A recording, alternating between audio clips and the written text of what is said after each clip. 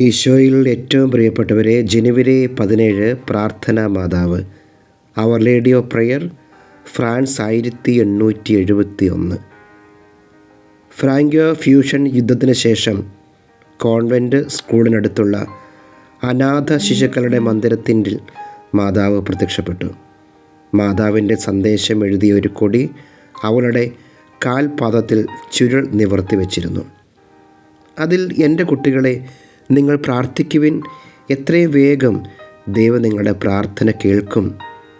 അനുകമ്പയോടുകൂടി എൻ്റെ മകൻ അതിനുള്ള നീക്കങ്ങൾ നടത്തും എന്നെഴുതിയിരുന്നു. അനേകം സ്വർണ്ണ നക്ഷത്രങ്ങളാൽ ആലേഖനം ചെയ്ത നീല ഉടുപ്പാണ് മാതാവ് ധരിച്ചിരുന്നത്.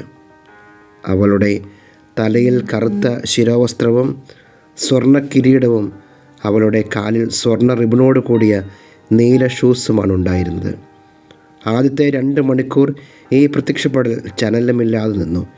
പിന്നീട് കൊന്ത ചെല്ലുവാൻ തുടങ്ങിയപ്പോൾ ഒരു ചെറിയ ചുവപ്പ് കുരിശും നീല ഓവൽ ആകൃതിയിലുള്ള 4 മെഴുകുതിരികളും പ്രത്യക്ഷപ്പെടുകയും ക്ഷണനേരം കൊണ്ട് ഉടുപ്പിലെ നക്ഷത്രങ്ങളുടെ എണ്ണം കൂടി വരികയും ചെയ്തു. 1872 ലാവുല്ലെ ബിഷപ്പ് ഈ പ്രത്യക്ഷപ്പെടൽ ആധികാരികമായി അംഗീകരിച്ചു. നമുക്ക് പ്രാർത്ഥിക്കാം. മാതാവേ, ഞങ്ങളുടെ എല്ലാ പ്രാർത്ഥനാ നിയോഗങ്ങളും അമ്മയ്ക്കറിയാലോ. അമ്മ അത് സ്വീകരിച്ച് ഏറ്റെടുത്ത് ഈശോയുടെ കരങ്ങളിലേക്ക് നൽകണമേ.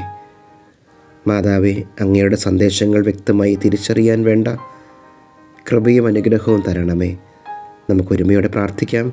നന്മ നിറഞ്ഞ മറിയമേ സ്വസ്തി, കർത്താവ് അങ്ങയുടെ കൂടെ സ്ത്രീകളിൽ അങ്ങ് അനുഗ്രഹിക്കപ്പെട്ടവളാകുന്നു. അങ്ങേ ഉദരത്തിൽ ഫലമായി ഈശോ അനുഗ്രഹിക്കപ്പെട്ടവനാകുന്നു.